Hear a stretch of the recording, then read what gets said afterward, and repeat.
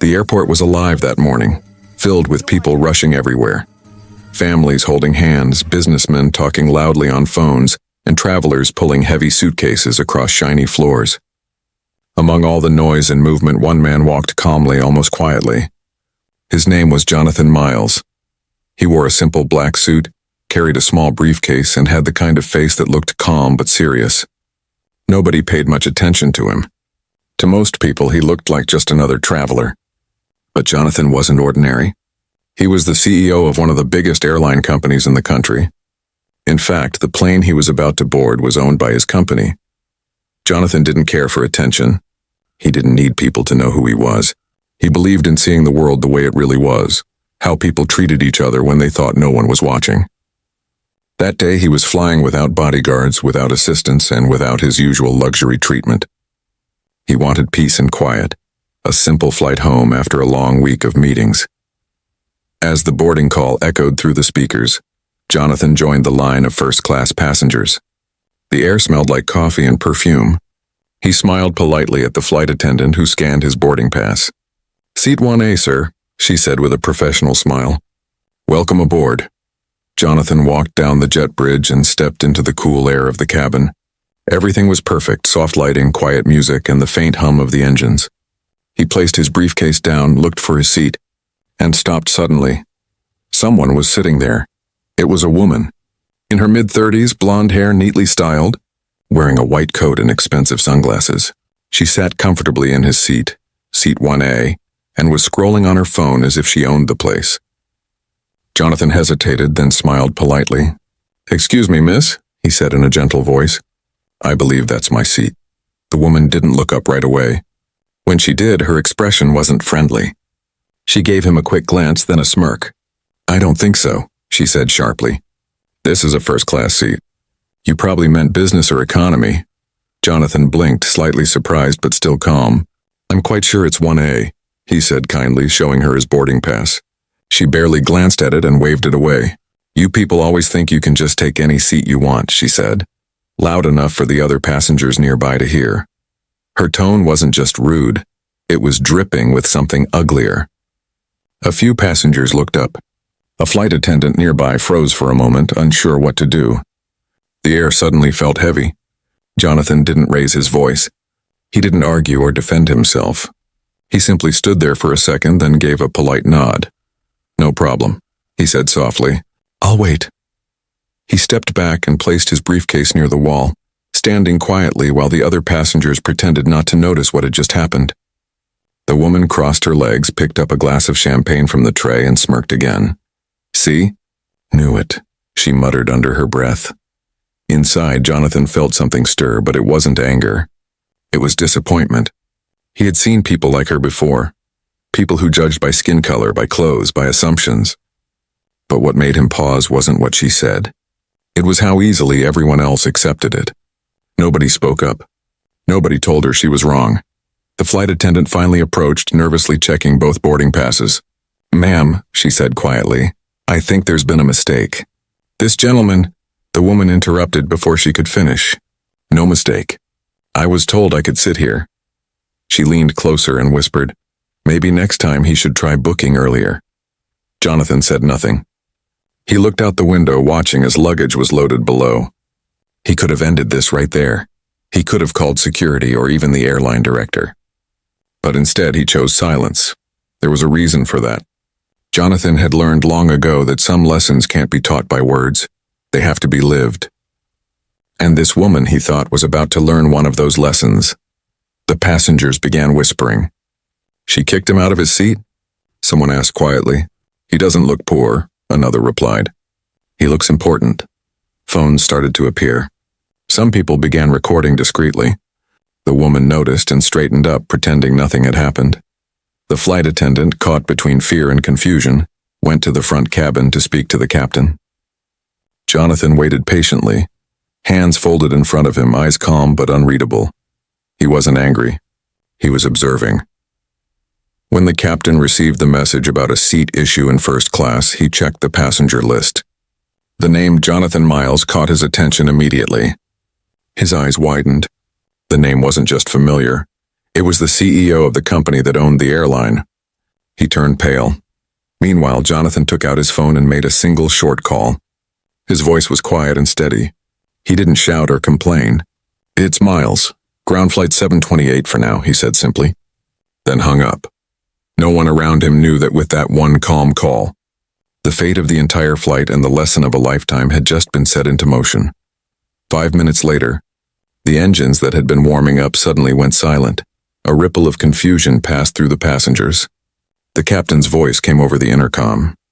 "Ladies and gentlemen, we're experiencing a short delay. Please remain seated." Jonathan just sat there quietly looking straight ahead. The woman shifted uncomfortably, still holding her champagne, but her confidence was starting to fade. She had no idea that the man she had insulted was the very person who could decide whether the plane flew or never left the ground at all. And in that quiet cabin, as the engines stayed silent, everyone began to sense that something extraordinary was about to happen. The air inside the cabin grew still, almost too still. The soft hum of the engines had faded, replaced by uneasy whispers and the clinking of glasses. Jonathan Miles stood quietly at the corner of the first-class section, his calm eyes fixed on the woman still sitting in his seat. She seemed comfortable, confident, but only on the surface. Beneath that smug smile, something was shifting. The silence had weight. Everyone nearby could feel it. The flight attendants moved nervously, unsure what to do. They knew something wasn't right. The woman crossed her legs again and glanced around as if to remind everyone she belonged there. She took another sip of champagne, pretending nothing strange had happened. Jonathan didn't speak. He simply looked at her, not with anger but with quiet disappointment. There was something powerful about his calmness, like a man who didn't need to prove anything. Finally, the flight attendant returned with a forced smile. "Ma'am," she said politely, "I've double-checked the boarding list. This seat 1A is assigned to Mr. Jonathan Miles." The woman's lips curved into a smirk. "No, that's impossible," she said quickly. "You must have made a mistake. Look at him. Does he look like someone who flies first class?" Gasps spread through the nearby seats. The words echoed sharper than she intended. Jonathan stayed still, his expression unchanged. He didn't even blink. The flight attendant hesitated, glancing between them. "Ma'am, please, I'm just showing you the information." The woman rolled her eyes, pulled off her sunglasses, and said in a louder voice, "You know what? I'm not moving. I paid for comfort, and I'm staying right here. If he wants a seat, there's plenty in the back." A hush fell over the cabin. Everyone had heard it. Some passengers turned away, pretending to look at their phones. Others stared wide-eyed, as if watching a movie play out in real life. The tension was thick, and Jonathan could feel every heartbeat in the room. He finally spoke, his tone soft and polite. "It's all right," he said. "I'll wait until this is sorted out." The woman smirked again. "Good," she said, satisfied. "You should learn some patience." Jonathan gave a slow nod. "Yes," he said, almost whispering. "We all should." The words hung in the air, quiet but sharp. The woman didn't notice their weight. But others did. A man across the aisle looked at Jonathan carefully, whispering to his wife, "I know that face. Isn't that the CEO of—" His wife grabbed his arm. "Shh," she said. "Don't say anything yet." The captain's voice came over the intercom again. "Ladies and gentlemen, we're waiting for final clearance. Please stay seated." Jonathan knew exactly what that meant. The short call he made earlier had already reached the operations office. Within minutes, all flights from his company's network were being checked for authorization. But no one except him understood why this particular plane wasn't moving. He sat down in an empty seat nearby, calm and composed. The woman glanced at him and muttered, "Unbelievable." She thought she had won. She thought she had proven something. But she didn't know who she was talking to. The chief flight attendant came forward this time. Her face looked tense. "Mr. Miles," she said carefully, "we've just been informed that there's a hold on this flight. May I confirm something privately?" Jonathan smiled slightly. "Of course," he said. The woman frowned. "Why are you talking to him like that?"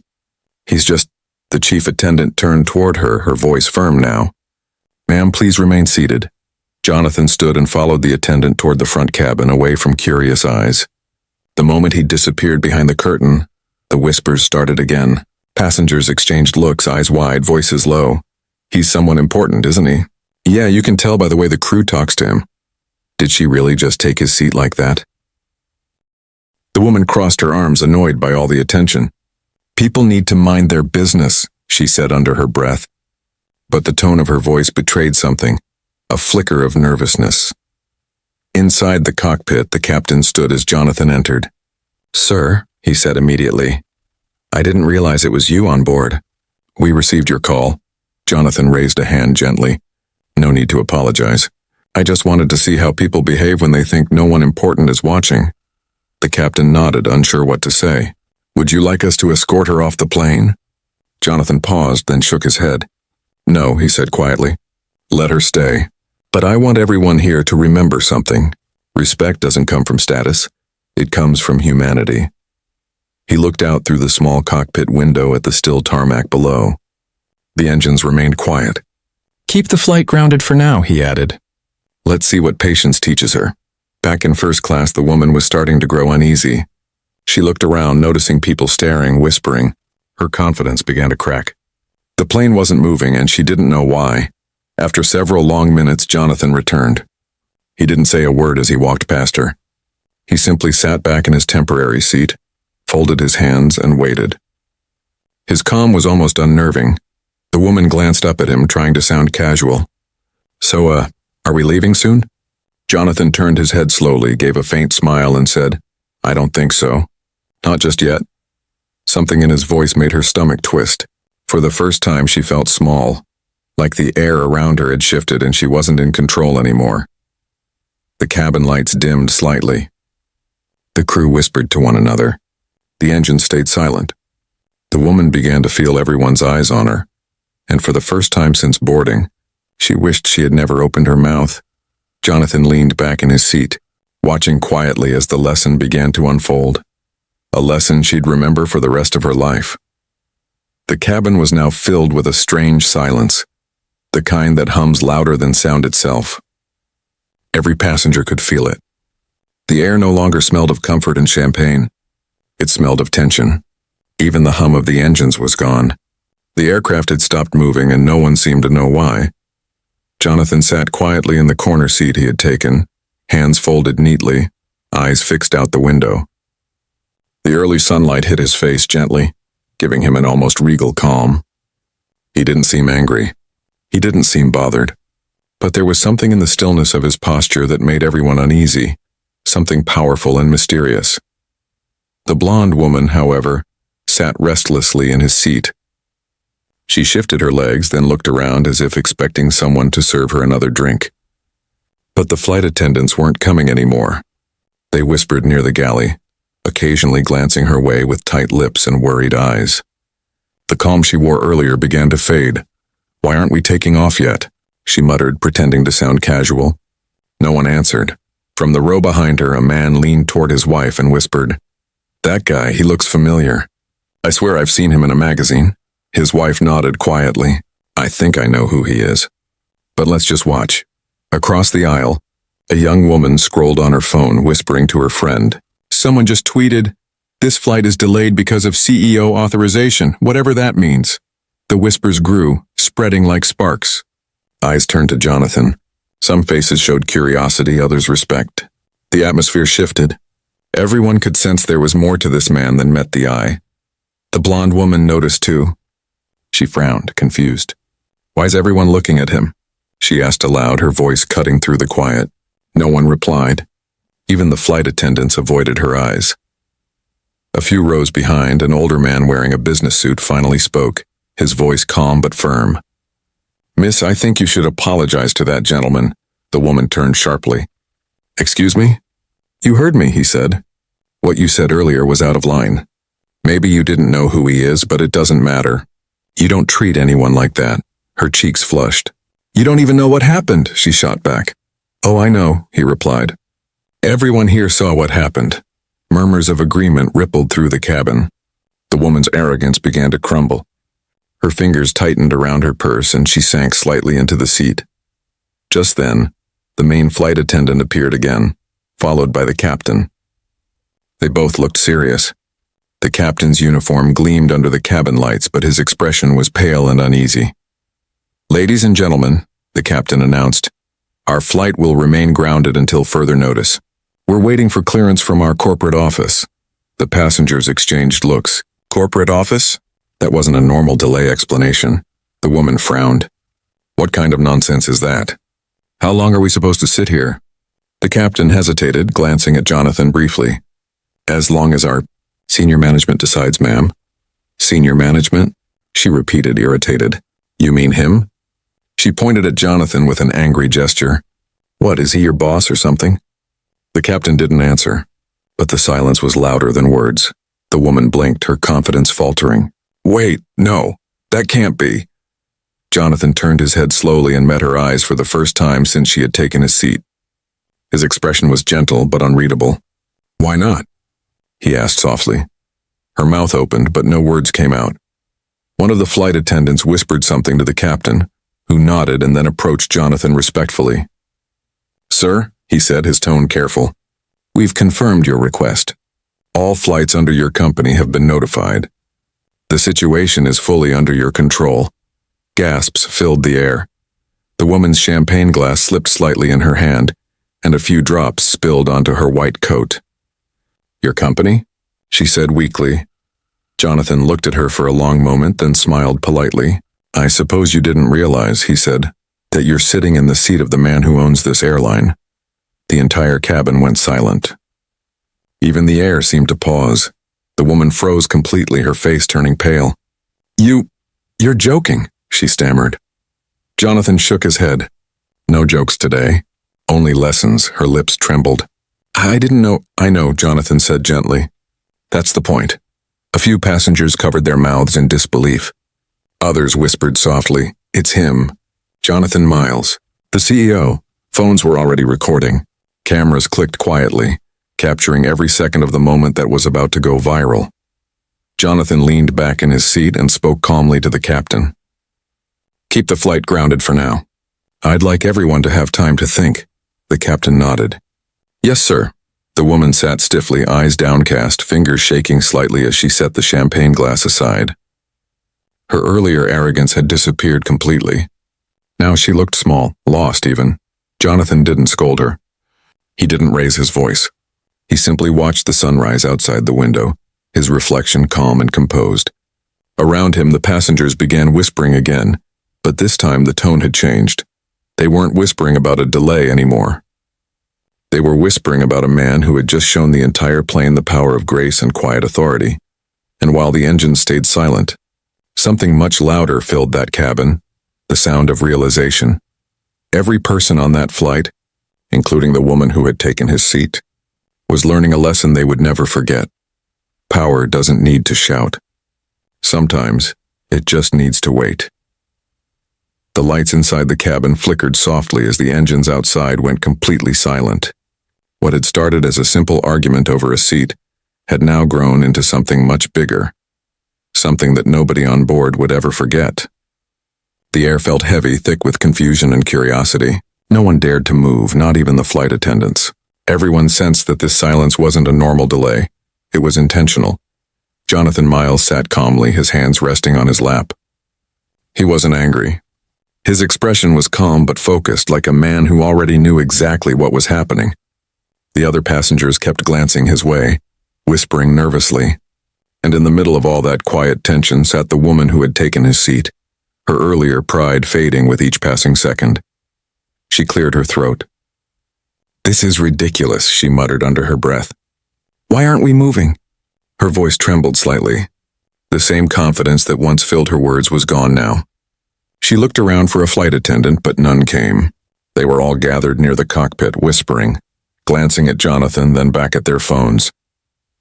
Finally, the captain's voice came over the intercom again.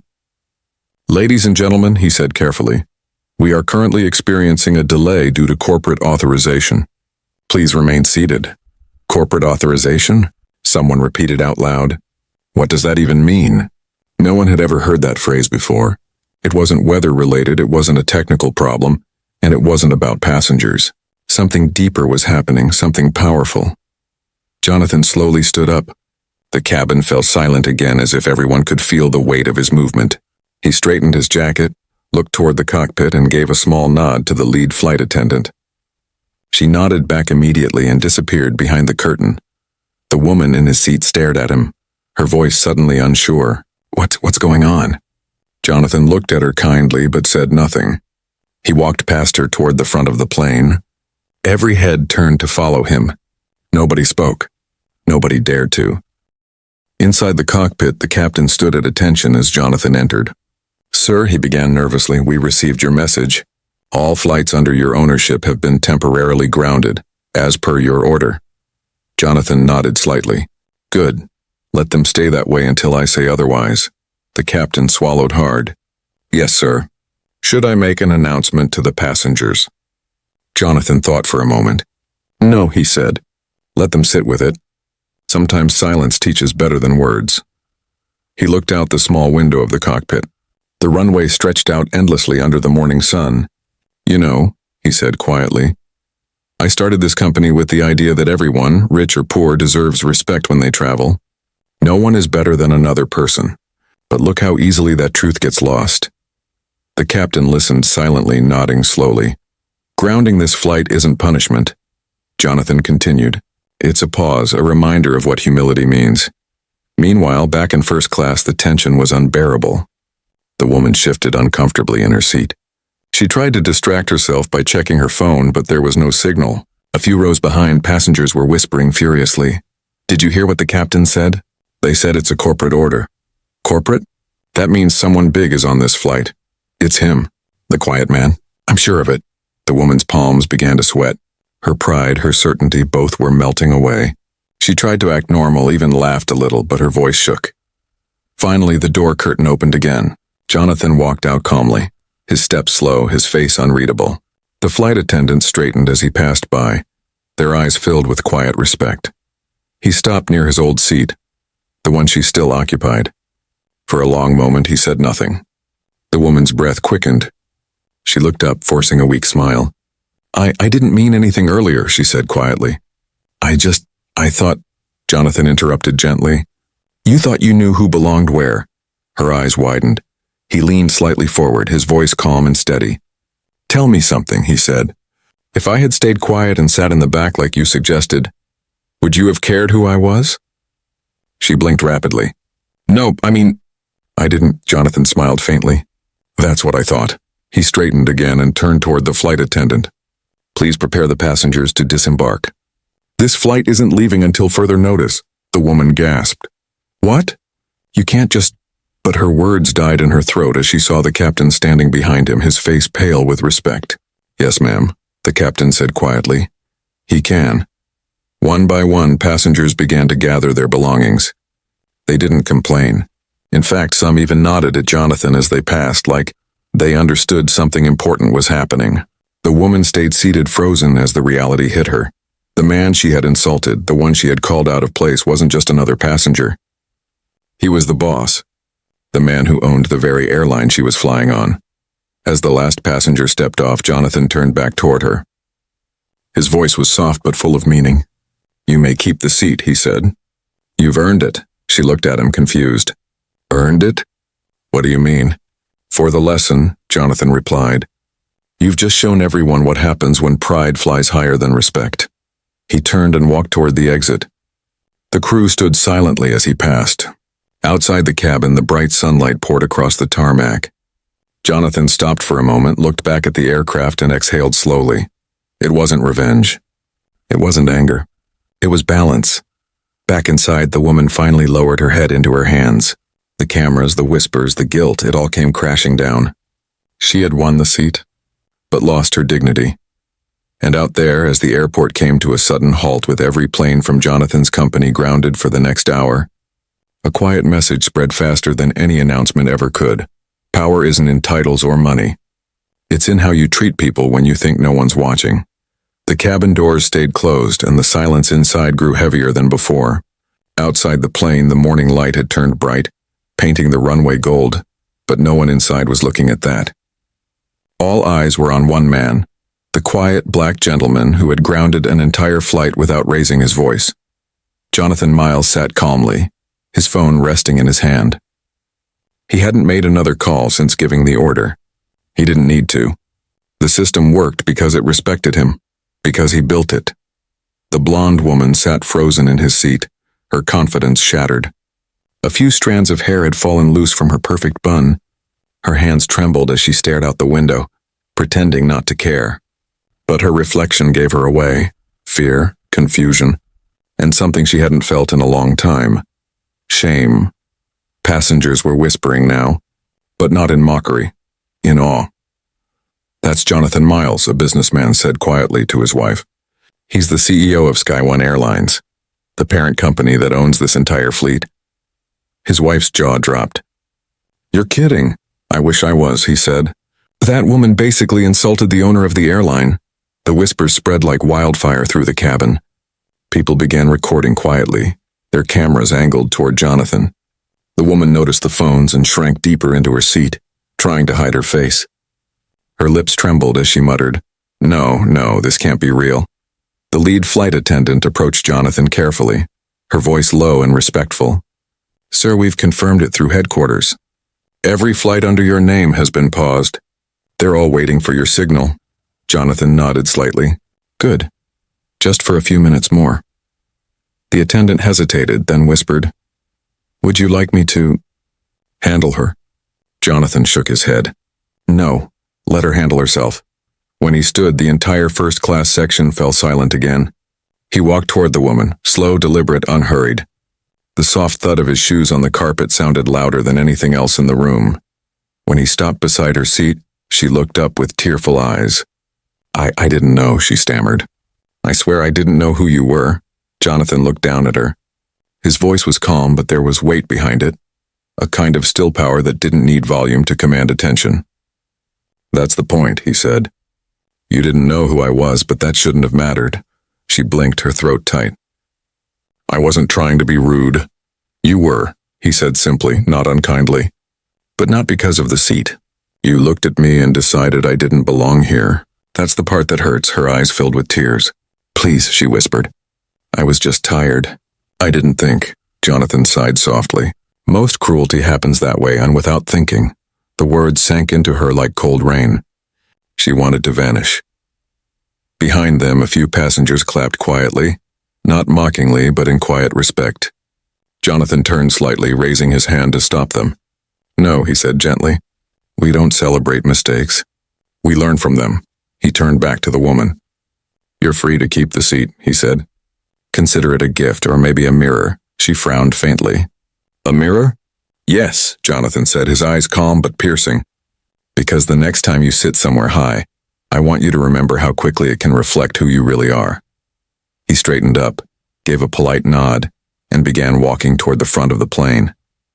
The woman's tears fell silently as she stared down at her trembling hands. When Jonathan reached the cockpit, the captain stood again, almost at attention. "Sir, shall we prepare for takeoff?"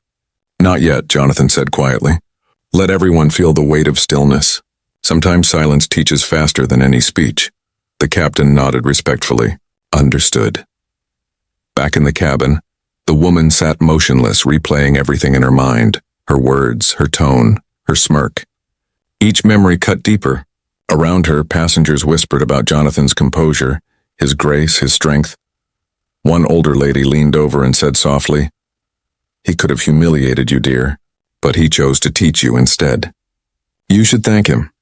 The woman swallowed hard, unable to respond. Gratitude burned through her shame like fire through paper. Minutes later, Jonathan returned once more to his seat, not the one she had taken, but the one across the aisle. He didn't even reclaim what was his. That single gesture, silent and effortless, spoke louder than revenge ever could. The flight attendant leaned in to whisper, "Sir, should we announce takeoff clearance now?" Jonathan smiled faintly. "Yes, let's move forward." The captain's voice echoed over the intercom, steady but emotional. "Ladies and gentlemen, we've received authorization to resume. Thank you for your patience." As the engines roared back to life, everyone clapped. The sound wasn't for the flight. It was for the man who had reminded them what true power looks like. The woman turned her head slowly toward Jonathan. "Sir," she whispered, barely audible, "I'm sorry." Jonathan looked at her once kindly and said, "You're forgiven, but don't forget." She nodded, tears in her eyes, watching him as the plane lifted off the ground. The same man she had once dismissed. Now the reason she was flying at all. When the seatbelt light turned off, Jonathan leaned back, closed his eyes, and took a deep breath. He wasn't proud or angry. He was just human. And in that quiet sky above the clouds, every passenger on that flight carried home a story. A story about respect, humility, and how one man grounded an airline, not to punish, but to teach. The engines hummed softly again, but this time the sound didn't bring comfort. It carried a strange weight, a reminder of what had just happened. Passengers sat quietly in their seats, some pretending to read, others staring out the windows, still thinking about the man who had grounded an entire airline without a single shout. Jonathan Miles sat calmly, his posture relaxed, his eyes closed. To anyone watching, he looked peaceful, like nothing had happened. But inside his mind, thoughts flowed like calm waves. He wasn't thinking about revenge or pride. He was thinking about how easily people forgot that respect was a basic human need. Across from him, the woman who had taken his seat couldn't stop glancing his way. Her fingers trembled as she held a glass of water. She had apologized once already, but it still didn't feel like enough. Every time she looked at him, sitting there so quiet, so dignified, guilt twisted deeper inside her chest. Around them, the flight attendants moved carefully, speaking in hushed tones. The atmosphere was delicate, fragile, like glass that could shatter with a wrong word. But Jonathan had no interest in breaking anyone. He had already made his point.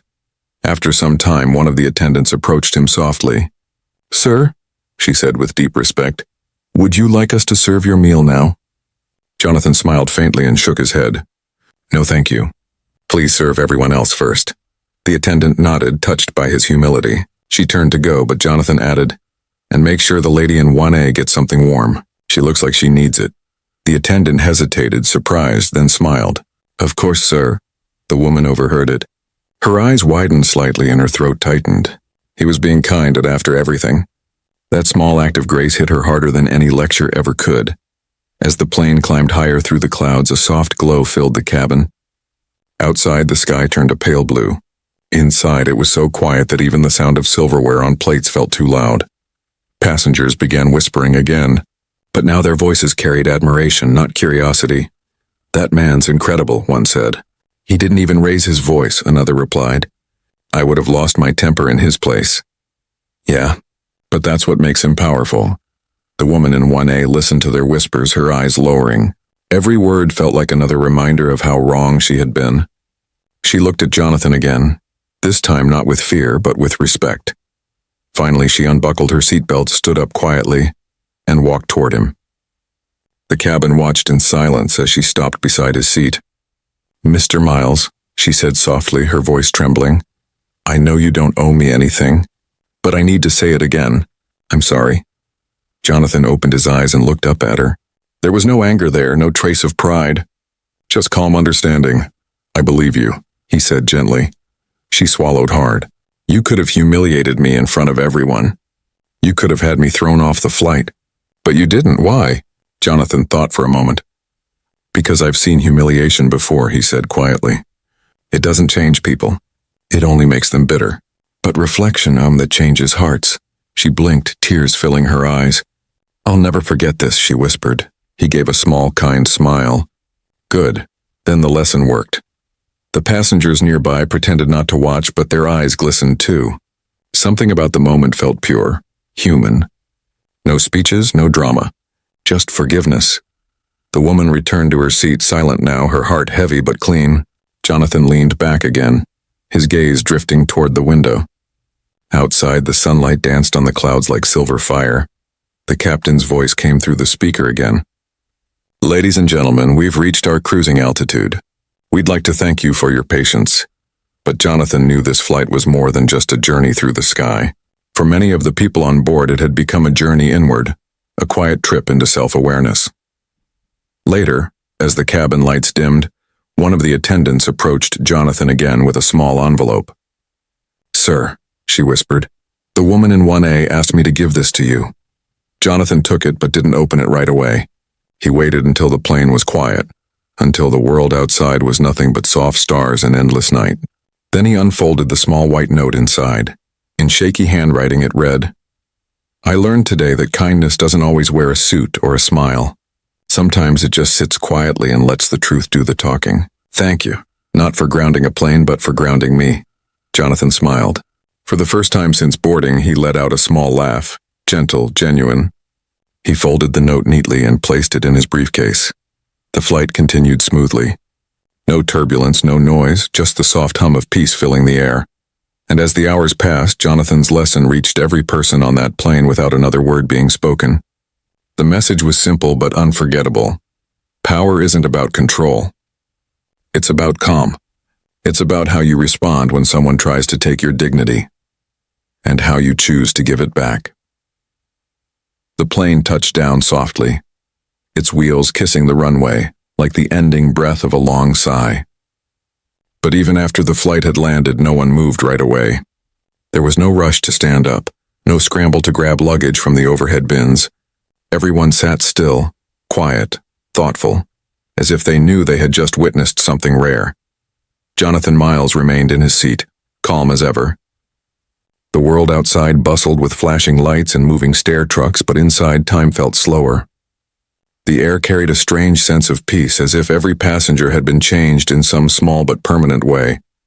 The woman in 1A sat stiffly, her fingers interlocked in her lap. She hadn't said a word since her apology. Her pride had burned away, replaced by something softer, humility. She glanced at Jonathan again, but this time her eyes weren't defiant or ashamed. They were grateful. When the flight attendants opened the door, the first-class passengers began to leave one by one. Some paused briefly near Jonathan, offering small nods or whispered words of respect. "Thank you, sir," one man said, "for the reminder." "You handled that beautifully," another whispered. Jonathan only smiled politely, replying with quiet nods. When the woman finally stood, she hesitated before stepping into the aisle.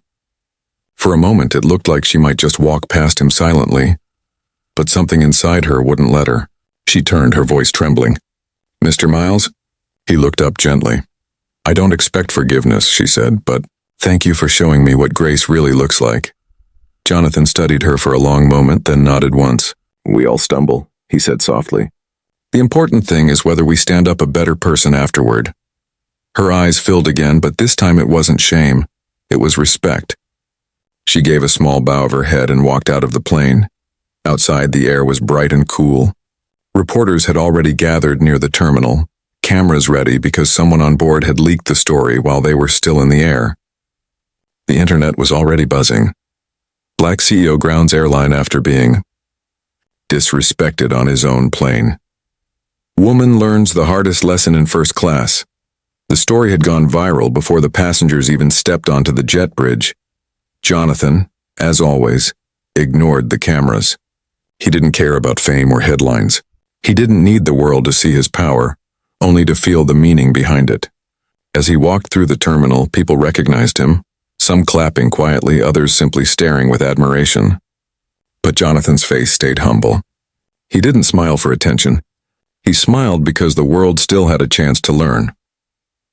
Later that evening, as the sun dipped low over the city, Jonathan sat in his office, a corner suite overlooking miles of sky. His phone buzzed endlessly with calls from reporters and executives. He ignored most of them. Instead, he poured himself a cup of tea and opened his laptop. The headline was everywhere. Thousands of comments filled social media.